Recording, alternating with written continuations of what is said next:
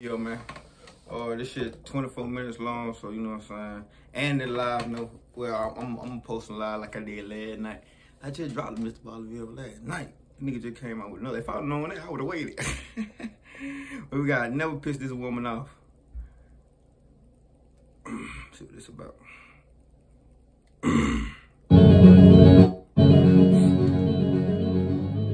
By most people's standards, Susan Monica's life had been pretty good. She had a small but very close group of friends, she had a great job working as an engineer, and she lived in one of the most exciting cities in the world, San Francisco, California.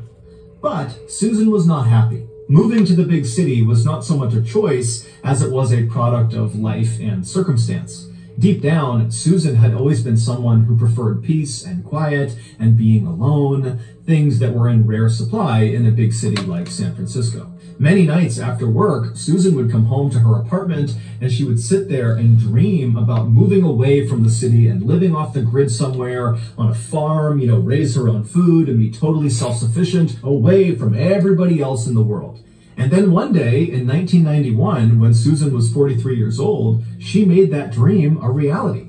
That year, she wound up purchasing a 20-acre farm located in a forest in a little town in Oregon called Weimar. However, this farm was really not a farm. There was nothing on it.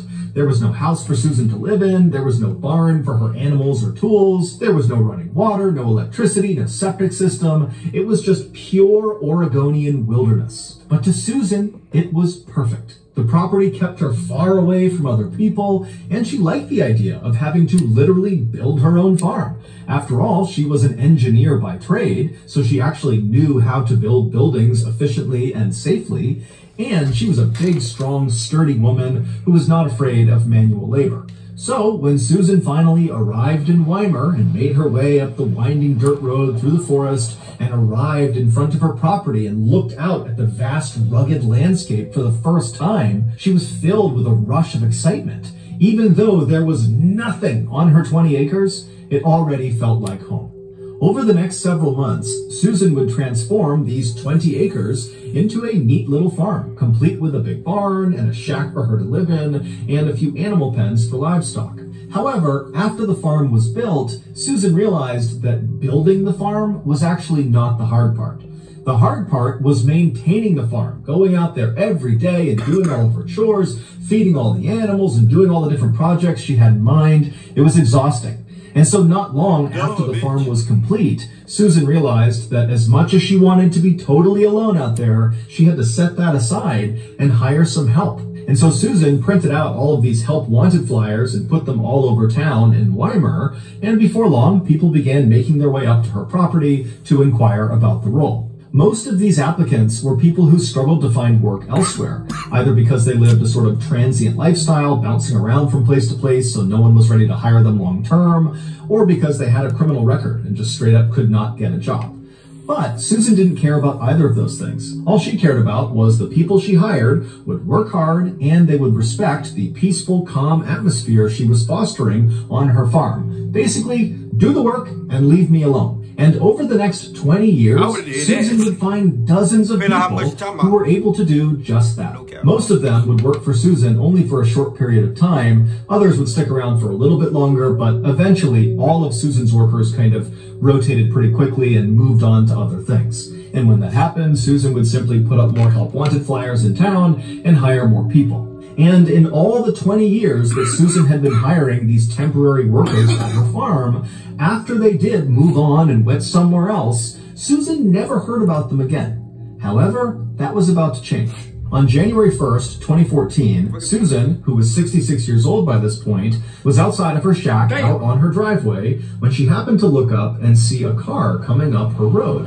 Now remember, she lives in the middle of nowhere. No one comes out to see her, so this is a very rare event. And so Susan is totally keyed in on this car.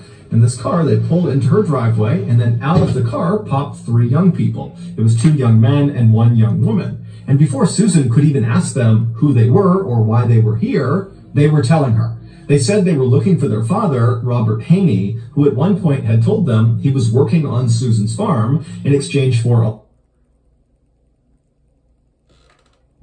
We had something like this. It was about a dude though.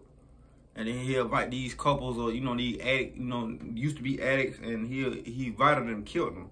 We had some jail out there too. Little cash, and also Susan was letting him park his camper on her property, and he was living in that camper. The kids said their father always checked in with them at least once every couple of months, but they had just gone this really long stretch without hearing from him, and since he didn't have a cell phone and no permanent address, they had no real way of getting in touch with him, and so they were out there looking for him to make sure he was okay. And so they asked Susan, "Do you remember our dad, Robert? And if so, do you know where he is?" Even though this whole situation was totally surprising for Susan because she almost never got visitors, so that alone was kind of jarring for her. But when she heard the kids say their dad's name, Robert Haney, she immediately knew who that was. Susan told them that she had hired their father the previous spring to help build a structure on her farm. And initially, Robert was really nice to have around the farm. He worked really hard, he kept to himself, he was quiet, and he had a dog that was really friendly and loving. But in August of the previous year, so 5 months into Robert's employment on Susan's farm,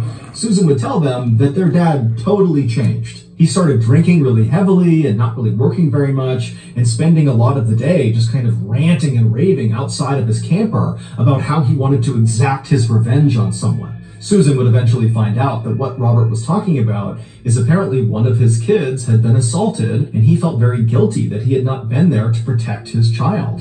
And so the way Robert was handling this guilt was by drinking and thinking about getting his revenge on the attacker. Now, while Susan did understand why Robert felt the way he did and why he was kind of acting the way he was, it didn't change the fact that Robert's behavior had become very disruptive on her farm, and the one thing Susan really wanted was peace and quiet.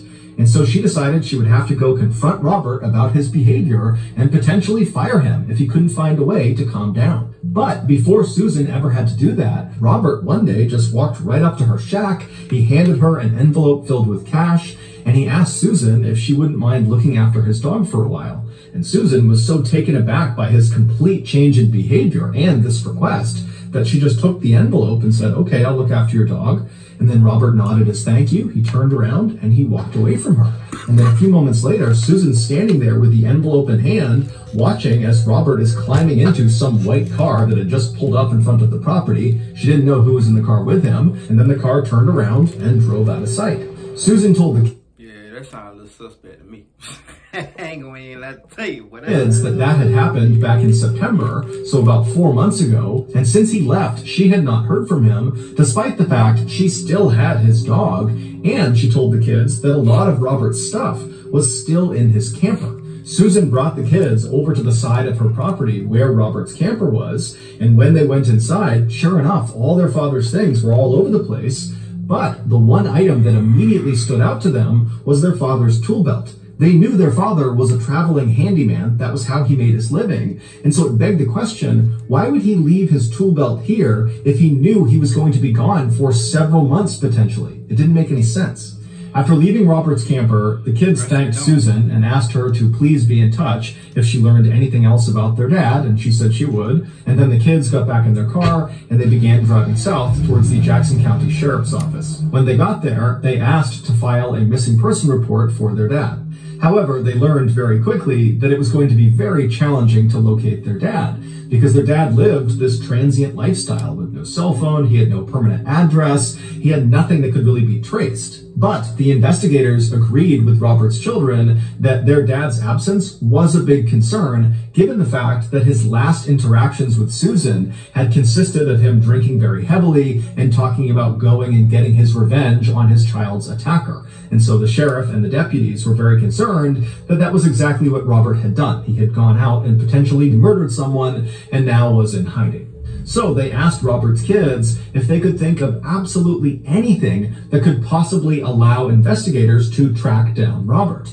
And at some point, one of the kids said, "Oh, what about my dad's EBT card?" EBT cards, or electronic benefit transfer cards, are like debit cards for state welfare services. You can use the cards to buy things like groceries, and the cards are definitely traceable. A few days later, when Robert's EBT card trace came back, investigators saw the card had been used just 1 month earlier in a Walmart located about 30 minutes southwest of Susan's farm. Now, this trace obviously didn't tell investigators where Robert was right now or what kind of condition Robert was in, but they had no other leads to operate on, so they decided they would go to the Walmart and see what they could find. When they got there, the investigators were led to the back room of the building where they were able to review the security footage from the previous month when Robert was supposedly there with his EBT card.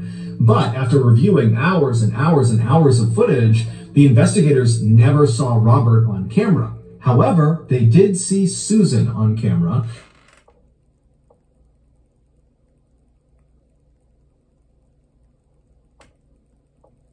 And unbelievably, she was the one using Robert's EBT card. And so obviously this was very suspicious, and right away the investigators left the Walmart, went back to their office, and began the process of getting a search warrant to search Susan's farm. Okay.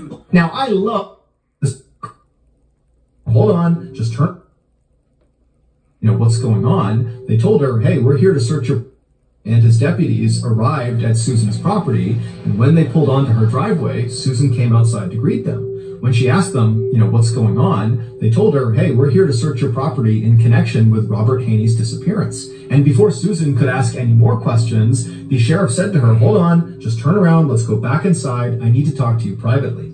And so Susan, who was very shocked by this, just said, okay, and she turned around and led the sheriff into her house while the other deputies fanned out across the property to begin this big search. Once inside of Susan's house, they sat down in her kitchen, and right away the sheriff says to Susan, okay, I have you on camera using Robert's EBT card. I know you stole it, so you need to tell me where Robert is right now, or it's going to get a whole lot worse for you. Bam. And as soon as he said this, Susan's look of shock on her face quickly turned into a look of kind of relief. It was like suddenly she understood what was going on here. And she says to the sheriff, no, I didn't steal his EBT card. He gave it to me along with an envelope full of cash when he left 4 months ago, and he told me to... She didn't say that at first, though. What she said? She said just the envelope. She didn't say what was in the envelope. Use it to buy dog food for his dog that I'm looking after. And since Robert had been gone...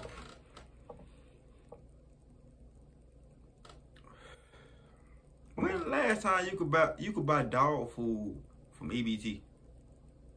Never heard of that one. For all these months, she had run out of cash to pay for the dog food and now was using the EBT card. Susan also added that if she had just stolen the card from Robert, she wouldn't be able to use it because it requires a PIN number, and Robert gave her the PIN number. That's how she was able to use it.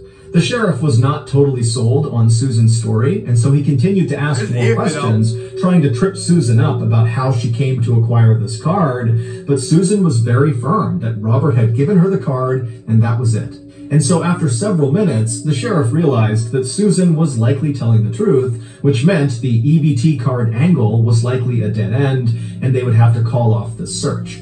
But as the sheriff was standing up to leave the kitchen and leave the property altogether, a deputy from outside came running into the kitchen and without saying a word, just bent down and whispered something into the sheriff's ear. And as the sheriff is listening to this deputy, his face is contorting in disgust. He can't believe what is being told. And after the deputy stands up and leaves the kitchen, the sheriff takes a deep breath and then looks at Susan and says, ma'am, you're going to have to come with us. Back at the station, a now very flustered Susan was led into a small interrogation room where she sat down looking totally anxious. She's looking around, wondering what's going on. And then the sheriff walked into the room, immediately hit record on the camera, and then looked at Susan and says, has anyone died on your property? The story that Susan would tell the sheriff that day in the interrogation room was so completely unexpected and horrific, it would make headlines all across the country. Before Susan began this story, she told the sheriff that everything she had said about Robert Haney's disappearance had been the truth. However, she had left one little detail out. After Robert had handed Susan that envelope full of cash and the EBT card, and then climbed into that stranger's car and driven away, after that, Robert had actually come back to her farm, and recently. Hey, have you heard why people drive from all over the country to buy a vehicle from Beaver? We offer wow. Susan said she discovered his return when one morning she got up and she went outside to go feed her animals when she looked over at the pig pen and saw all the pigs who would normally be laying down and lounging around at that time of the day. They were all up and they had converged in one portion of the pig pen, and they had kind of formed a circle around something on the ground, as if they were all trying to look at something on the ground. Now, Susan said this was totally uncharacteristic, so obviously something weird was going on. She fed them to the damn pigs. And so Susan dropped her food and rushed over to the fence. She climbed into the pig pen, and as she got closer and closer to all these pigs, she realized they weren't just looking at something on the ground, they were eating something on the ground. And so Susan goes right up to this ring of pigs, and she begins pulling them aside, and then right in the middle on the ground is Robert. He was laying on his back and his insides had all been torn out. It was like the pigs were disemboweling him, and the most shocking thing is Robert was still alive. He was moving his arm and groaning. Susan tried to pull the pigs off of Robert, but she said they kept coming back and really aggressively continued to eat Robert. It was like they were in this feeding frenzy. And so Susan said, you know, I thought about lifting him up and moving him, but Robert was practically split in two, and she felt like if she tried to move him, that would kill him anyways. And so Susan said she did the thing that she thought was right at the time. She left the pig pen, went into the barn, got a shotgun, ran back to the pig pen, raised the weapon, and fired it into Robert. Susan told the sheriff that this was purely an act of mercy. She was ending his suffering. After Robert was dead, Susan said she just left the pig pen, and then 3 days later, she went back. That man probably still wanted to be a damn liar. You talking about showing him mercy. Into the pig pen with bags and collected the little bits of Robert that had not been eaten by her pigs. And then she took those bags of remains and chucked them into her barn on top of the trash pile. But clearly, Robert's remains had not remained in the barn, because the thing that deputy had whispered into the sheriff's ear when the sheriff was talking to Susan in the kitchen was, "Sir, we found a leg outside."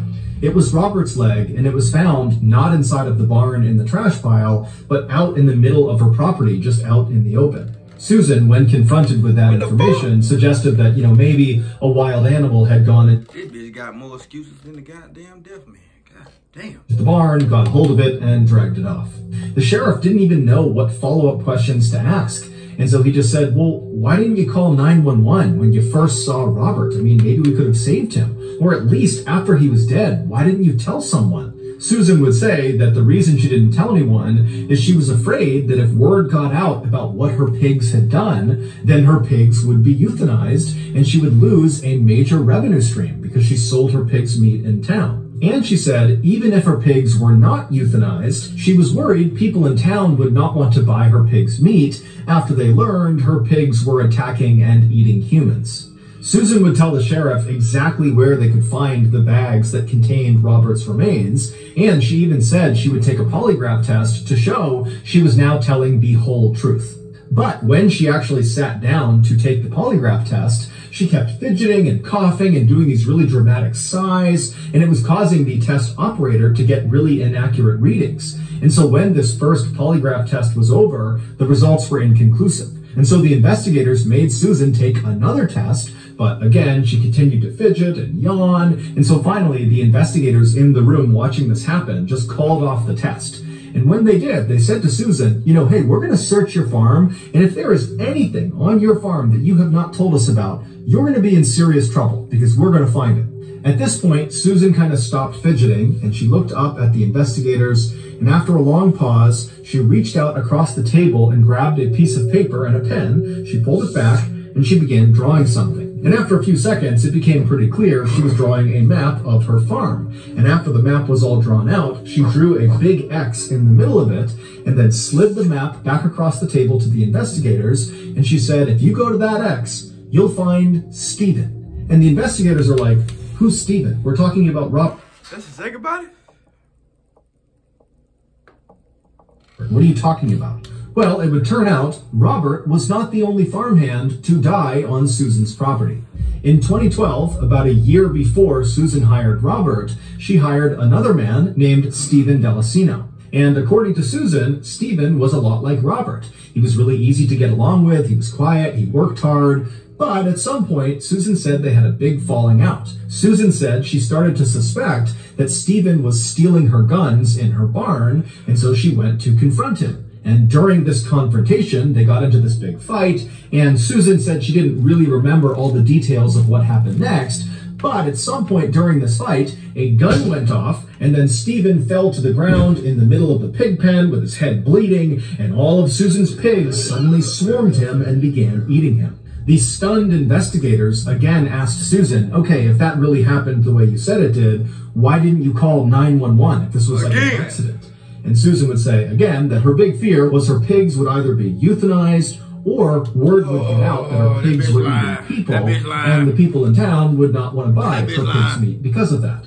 In the end, as far-fetched as Susan's stories were about what happened to Robert Haney and Stephen Delacino, there was never any evidence that actually contradicted her claims. And so as a result, when Susan went on trial for murdering Robert and Stephen, it came down to whether or not the jury believed Susan. And they didn't. Not at all. They believed that Susan was completely lying, and that in reality, Susan, who was known to have a very quick temper, shot Stephen and shot Robert very much on purpose, and then threw them into her pig pen. We can only hope they were dead before her pigs began eating them. On April 21st, 2015, more than a year after Robert's children had reported him missing, Susan was convicted of 2 counts of murder for Robert. She looked like a bitch that did it. For Stephen, and 2 counts of abusing a corpse. She was sentenced to a minimum of 50 years in prison. While in custody, Susan would be overheard saying there were 17 other bodies buried on her property. However, when the police went out there and searched again very extensively, they never found any other remains. So that's going to do it. If you got